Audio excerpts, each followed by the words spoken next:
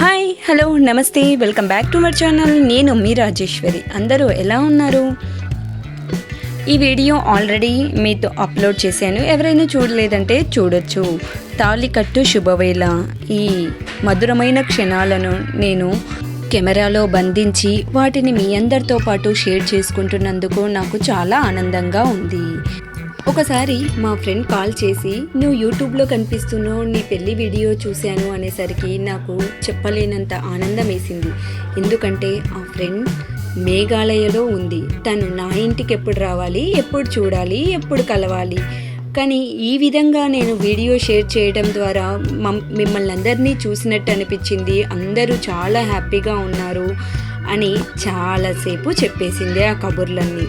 అందుకే నా యూట్యూబ్ ఈ విధంగా మెమరీస్ అన్నీ గుర్తుండేలాగా ఉండాలని నా ఈ చిన్న ప్రయత్నం. పంతులు గారి ముందు ఒక బిందెను తీసుకొని రమ్మన్నారు. ఆ బిందెను చాలా అందంగా అలంకరించి కూడా ఇవ్వవచ్చును.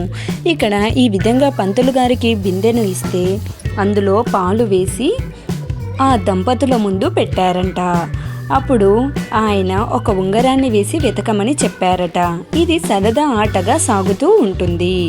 ఆ బిందెలో ఒక ఉంగరాన్ని ఉంచి దానిని వరుడు వధువు కుడి చేతులు పెట్టి వెతకమని చెప్పటం ఇది సరదా ఆట సాంప్రదాయంగా వస్తుంది. ఇలా పంతులు గారు 3 సార్లు ఇలా చేయిస్తారు. ఎవరు ఎక్కువ సార్లు గెలుస్తారో వారిదే ఈ దాంపత్యంలో పై చేయి ఉంటుందని చెప్పుతూ ఉంటారు. 2 వైపుల నుండి నినాదాలు మరియు కేకలు వేయడంతో ఇది సరదా సమయంగా మారిపోతుంది. అలాగే వధువు కూడా ఈ ఆటలో పై చేయిగా ఉండాలని అందరూ కోరుకుంటూ ఉంటారు. ఇక్కడ వచ్చిన వారందరూ ఈ ఆటను చూసి హోరెత్తుతూ ఉంటారు. ఇలా ఎవరు గెలిస్తే వారు ఆ ఉంగరాన్ని కానుకగా వాళ్ళ ప్రేమకు చిహ్నంగా ఈ ఉంగరాన్ని వాళ్ళు వాడతారు. ఇలా ఇది అయిపోయిన వెంటనే తలంబ్రాలు అంటే అక్షింతలను తలంబ్రాలుగా ఈ విధంగా ఒకరి తల మీద ఒకరు ఈ విధంగా తలంబ్రాలను పోసుకుంటారు. ఇలా తలంబ్రాలు పోసుకోవడం వలన వారి మధ్య సాన్నిహిత్యం, అలాగే ఒకరినొకరు చూసుకోవడం ఇలాంటివన్నీ కలుస్తాయని పెద్దలు అప్పట్లో ఇటువంటి పద్ధతులన్నీ పెట్టింటారు అని నేను అనుకుంటున్నాను. వధువు వరుల కోసం ఒక ఆహ్లాదకరమైన ఈవెంట్గా దీన్ని ఏర్పాటు చేస్తారు. ఈ సందర్భాన్ని చూసిన వివాహితులు దంపతులను ఆశీర్వదించడానికి ముందుకు వస్తారు. పూల రేకులు మరియు పసుపుతో పోసిన బియ్యాన్ని ఇక్కడ వీళ్ళు ఆడుతూ ఉంటారు. అంతేకాని ఇక్కడ చెంకీలు లాంటివి మన సంతోషం కోసం బియ్యంలో వాడకూడదని నా చిన్న విన్నపం. ఎందుకంటే అవి తీసుకున్న వారు బియ్యాన్ని వండుకు తింటారు కాబట్టి ఆ పూసలు ఇరుక్కొని పిల్లలు ఏదైనా ఇబ్బంది పడితే ఆ పాపం మనకు తగులుతుంది కనుక. ఇక వధూవరులు ఇద్దరినీ లేపి ఈ విధంగా దండలు మార్చుకొని కొన్ని ఫొటోస్ దిగమని పంతులు గారు కూడా సహకరిస్తున్నారు ఫోటోగ్రాఫర్కి.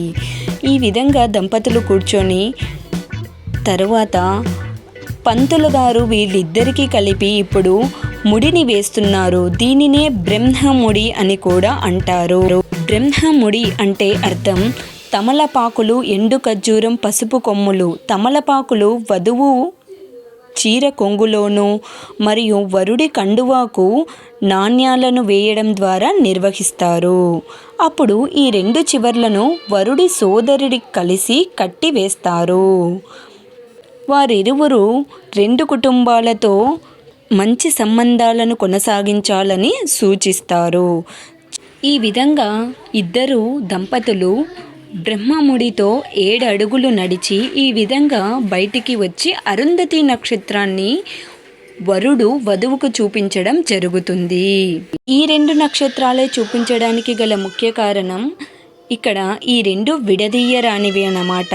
అంటే వీటి మధ్య ఉన్నది కంటికి కనిపించని దూరం అనేది ఉంటుంది కనుక ఈ విధంగా వీరు ఇరువురు కూడా దంపతులు అలాగే ఉండాలని పెళ్ళి అయిన తర్వాత వెంటనే అరుంధతి నక్షత్రాన్ని చూపించడం అనేది ఒక ఆచారం. ఇలా సరదాగా మిమ్మల్ని విడదీస్తున్నాం అంటూ ఫోటోగ్రాఫర్ కూడా ఒక క్లిప్ అనేది యాడ్ చేశారన్నమాట. ఇక్కడ ఇంకా దంపతులు వచ్చేసాక ఫోటోషూట్ అందరూ బంధువులు చాలాసేపు వెయిట్ చేస్తూ ఉన్నారు. అందుకే ఈ విధంగా వచ్చిన ఫ్రెండ్స్ అందరూ వెళ్ళిపోతారని వీళ్ళు హడావిడిగా ఫోటోషూట్ అనేది ఏర్పాటు చేశారు.